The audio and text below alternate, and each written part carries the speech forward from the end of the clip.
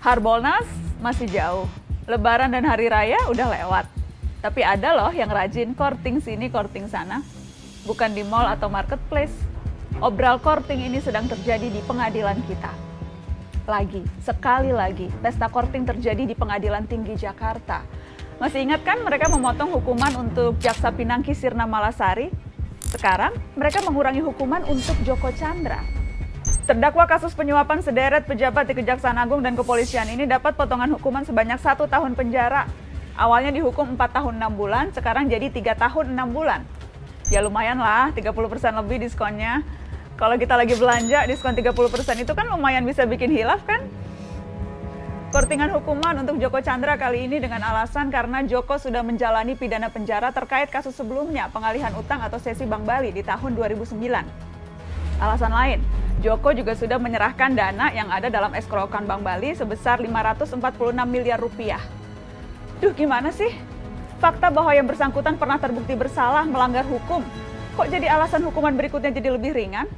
Orang yang pernah melanggar hukum ketika mengulangi lagi perbuatannya, mestinya dihukum lebih keras lagi dong.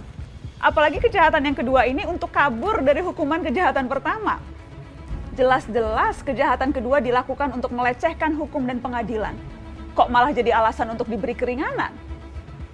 4 dari 5 hakim yang mengkorting hukuman Joko Chandra ini juga hakim yang memotong hukuman Jaksa Pinangki.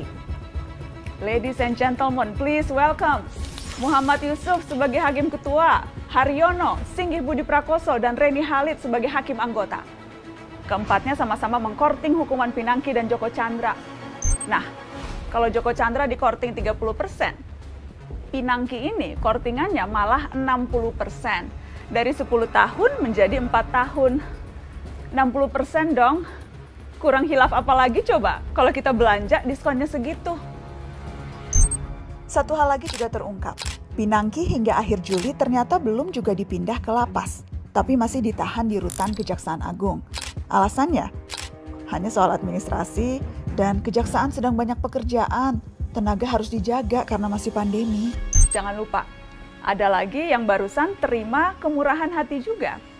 Juliari Batubara, mantan Menteri Sosial yang tersangkut kasus tilap menilap dana bansos. Ia dituntut 11 tahun penjara oleh jaksa dari KPK.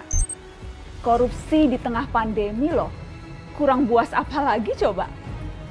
Perlu digarisbawahi, jaksa yang menuntut 11 tahun itu dari KPK. Iya, KPK anak buahnya Pak Firly Bahuri. KPK yang sekarang itu, yang beberapa bulan lalu berani koar-koar soal hukuman mati mereka yang menilap uang rakyat di masa pandemi. Penegakan hukum ini soal bobot, soal ukuran, juga soal kepantasan. Yang pegang kendali memang hanya beberapa, tapi kita bisa menilai seberapa impas dan pantas. Akil Mohtar, Ketua Mahkamah Konstitusi yang tersangkut suap pemilu kada, bisa dituntut seumur hidup.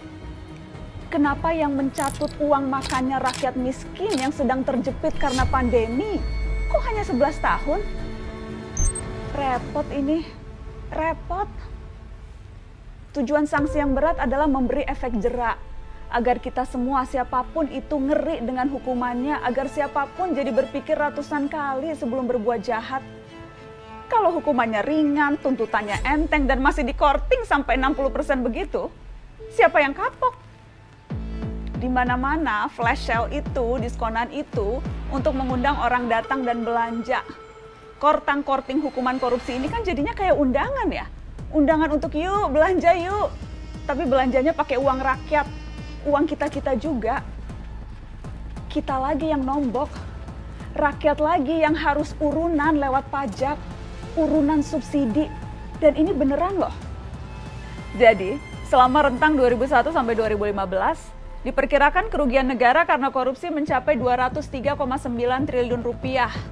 Namun total hukuman finansial yang diberikan kepada koruptor hanya 10,42% saja atau hanya 21,26 triliun rupiah. Ini belum ngitung biaya sosial dari praktek korupsi. Kalau pakai hitungan ICW itu, 203,9 triliun dikurangi 21,26 triliun, negara masih nombok sekitar 182 triliun lebih. Siapa yang nombokin selisihnya? Ya siapa lagi selain kamu, saya, kita semua para pembayar pajak. Yang harus kapok kan para koruptor ya. Kok malah lama-lama kayak kita yang kapok ya?